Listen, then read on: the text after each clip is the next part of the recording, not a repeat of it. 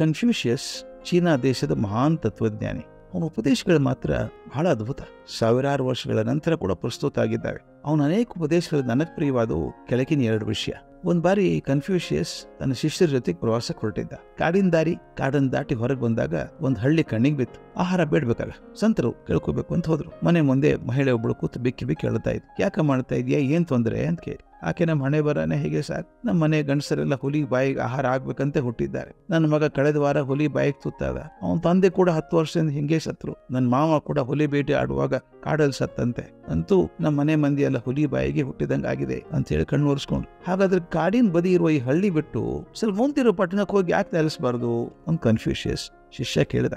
ಅಲ್ಲಿ ಹುಲಿಗಳ ಕಾಟ ಇದೆ ನಿಜ, ಆದ್ರೆ ಸರ್ಕಾರ ಬಹಳ ಕ್ರೂರ ಆಗಿದೆ ಅಂತ ಕೇಳಿದ್ ಅದು ಬಹಳ ಚೆನ್ನಾಗಿದೆ. ಇಲ್ಲಿ ಹುಲಿಗಳ ಕಾಟ ಇದೆ ಕಾಡು ಪಕ್ಕದಲ್ಲಿ ನಮಗೆ, ಆದ್ರೆ ಪಟ್ಟಣದಲ್ಲಿ ಸರ್ಕಾರ ಬಹಳ ಕ್ರೂರ ಆಗಿದೆ ಅಂತ, ಅಧಿಕಾರಿಗಳ ಕಾಟ ತುಂಬಾ ಹೆಚ್ಚಂತೆ ಅಂದ್ಲಂತೆ. ಕನ್ಫ್ಯೂಷಿಯಸ್ ನಗತಾ ತನ್ನ ಶಿಷ್ಯನಿಗೆ ಹೇಳಿದ, ಇದನ್ನ ಸರ ನೆನಪಲ್ಲಿ ಇಟ್ಕೋ ನೀನು. ಕೆಟ್ಟ ಸರ್ಕಾರಕ್ಕಿಂತ ಕ್ರೂರ ಹುಲಿಗಳೇ ಲೇಸು. ಕೆಟ್ಟ ಸರ್ಕಾರಕ್ಕಿಂತ ಕ್ರೂರ ಹುಲಿಗಳೇ ಲೇಸು. ಕಾಡು ಹುಲಿಗಳು ಹಸಿವಾದಾಗ ಮಾತ್ರ ಕೆಲವರನ್ನು ಕೊಲ್ತವೆ. ಕೆಟ್ಟ ಸರ್ಕಾರದ ಅಧಿಕಾರಿಗಳು ಕಾರಣ ಇಲ್ಲದೆ ತಮ್ಮ ಸ್ವಾರ್ಥಕ್ಕಾಗಿ ಜನರ ಶಕ್ತಿ ಹೀರ್ತಾರೆ ಅಂತ. ಇದು ಉಪದೇಶ ಕನ್ಫ್ಯೂಷಿಯಸ್ ಅಂತ ಇವತ್ತಿಗೂ ಪ್ರಸ್ತುತ ಅಂತ ಅನ್ಸಲ್ವಾ? ಕನ್ಫ್ಯೂಷಿಯಸ್ ವಯಸ್ಸಾಯ್ತು, ಇನ್ನೇನ್ ಹೆಚ್ಚು ಜನ ಬದುಕಲಾರ್ದ ಅನ್ನಿಸ್ತು. ಶಿಷ್ಯ ಒಬ್ಬ ಹತ್ತಿರ ಬಂದು ಕೇಳಿದ, ಗುರುಗಳೇ, ಜೀವನದಲ್ಲಿ ಸಾಧನೆ ಆಗ್ಬೇಕಾದ್ರೆ ಏನ್ ಮಾಡ್ಬೇಕು?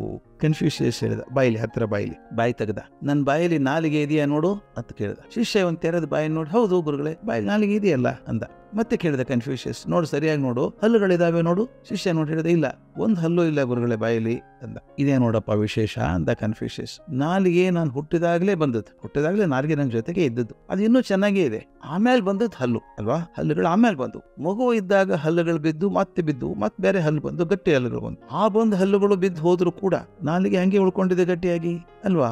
ನಂತರ ಬಂದದ ಹಲ್ಲುಗಳು ಬಿದ್ದು ಹೋದ್ವು, ಮೊದಲು ಬಂದಂತ ನಾಲಿಗೆ ಗಟ್ಟಿಯಾಗಿ ಉಳ್ಕೊಂಡಿದೆ. ಯಾಕೆ ಗೊತ್ತಾ ಅಂತ ಕನ್ಫ್ಯೂಷಿಯಸ್ ಕೇಳಿದ. ಶಿಷ್ಯ ಗೊತ್ತಿಲ್ಲ ಅಂತ ತಲೆ ಅಲ್ಲಾಡಿಸಿದ. ಆಗ ಕನ್ಫ್ಯೂಷಿಯಸ್ ಹೇಳಿದ, ಮಗು ನೋಡು, ಯಾವುದು ಮೃದುವಾಗಿದೆಯೋ ಮತ್ತು ಚುರುಕಾಗಿದೆಯೋ ಅದು ಬಹಳ ದಿವಸ ಬಾಳತ್. ಬಿರುಸಾಗದ್ದು ಬಾಗಲಾರದ್ದು ಬೇಗ ಬಿದ್ದು ಹೋಗುತ್ತೆ. ನಿನ್ನ ಜೀವನದಲ್ಲಿ ಹೃದಯ ಮೃದುವಾಗಿರ್ಬೇಕು, ಬುದ್ಧಿಯಿಂದ ಚುರುಕಾಗಿರ್ಬೇಕು. ಅಂದ್ರೆ ಬಹುಕಾಲ ಸಾಧನೆ ಮಾಡ್ತೀಯ.